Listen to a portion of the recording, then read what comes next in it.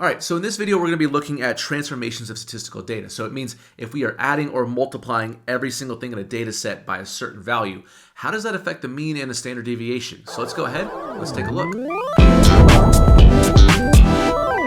So when we're talking about transformations of statistical data in this class, what we need to consider is the effects of two different types of transformations. One is adding a constant, which we'll call C, to each data item, or subtracting that, adding a negative.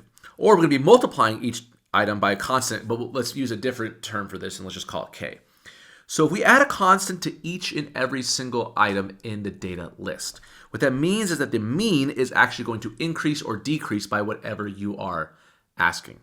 So if we have this data set here, 40, 57, 60, 73, 80, if I added those up and then divided it by 5, I would have that my X bar is equal to 62. Now, what this is saying is that, hey, what if there was some kind of error in the data? What if I needed to transform it for some reason or whatsoever?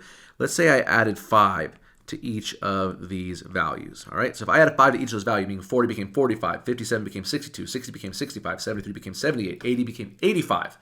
Well, I still have 5 data sets, but then now my sum, my numerator, is going up by a significant amount. And so it would make sense that if we kept the same denominator, but we increased the numerator, well, then the quotient would be greater. And that's exactly what you find. And it's also by the same exact amount that you were adding by. So in this case, the add X bar with what I'm adding is going to be 67. However, the standard deviation is not going to change. So the standard deviation of my red is going to be the same exact thing as my standard deviation of the new set when you add 5. However, when you multiply each item by, let's say, a constant term K, the mean is multiplied by K as well, and the standard deviation is also multiplied by K. I mean, let's say that I had 40, 50, 60, and 70. Okay, so what is my average here? So I have 40 plus 50 plus 60 plus 70. That means that my average is going to be 55. So what happens if I multiplied each term by, let's say, 10? So if I multiplied each term by 10, I would now have 400, 500, 600, and then 700, again, divided by 4. So again, I'm just multiplying the sum of the numerator by 10. And I'm dividing by the same exact numbers in the denominator. So what that's going to give me is an X bar of 550. So if my K was 10, my multiplier was 10, well, then my mean is now 10. And then my standard deviation, however, if I had my standard deviation on my red, that's going to be the same thing as 10, or let's call it K to be more general, of the standard deviation over here. Okay, so so no matter what, the mean is affected by what you do to the data set. So if you add a number to each member of the data set, or if you multiply each member of the data set by a certain value, your mean goes up by either what you added or by what you multiplied. Easy thing to remember. However, when you're adding, the spread around the mean does not change. But when you multiply, you're kind of exaggerating the distances from the mean because you're multiplying, whether it be by a negative or positive number or whatever. So with that being in mind, yes, when you do multiply each data set by a certain value, the standard deviation is going to be multiplied by that same value of your new data set. So let's take a look at what that looks like in some problems to help with some confusion. So if 3 is subtracted from data items, then blah, blah, blah, blah, blah. Well, the mean is going to be whatever the original mean is or was, and you're going to subtract 3 from that. And the standard deviation is going to be the exact same. Because again, you're subtracting everything. So it's kind of like it's all moving together.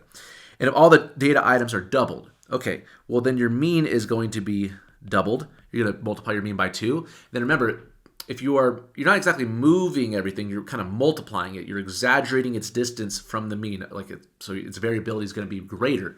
So your standard deviation will also be doubled in this circumstance. And so let's say that there are 10 items in a data set, and their sum is 120. The variance is 5. What is the mean? Now, this is not what we're going to talk about in this video. It brings back a concept that we talked about in the beginning. So remember that the mean is going to be the sum of all values divided by the number of all values. All right? So the sum is 120.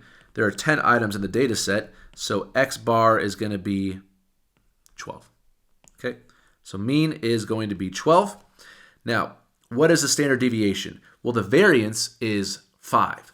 So remember that is also the square of the standard deviation is equal to 5. So if we just take the root of both sides, we'll have that the standard deviation is the root of 5. Boom.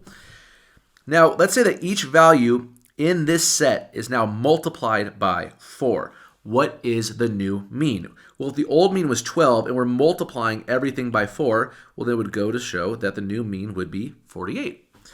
Now, what is the new standard deviation? So we know that we're multiplying each member of the data set by a certain number. Our standard deviation gets multiplied by that number. So if we had root 5, not root 4, if we had root 5 and then we're going to multiply that by 4, our new standard deviation is going to be 4 root 5. And then what would the new variance be? That's an interesting question. So remember, variance is the square of standard deviation. So if our new standard deviation is 4 root 5, well then our new variance is going to be that squared. So 4 squared is 16. Root 5 squared is 5. And then 16 times 5 is going to be 80. So our new variance would be 80. So that's what this would look like when we are actually kind of given some values to work with rather than just on the theoretical front. So I hope that helped. And again, please leave any comments or message me if you have any questions, and we'll go ahead and sort those out. Take care, and I'll see you in the next video.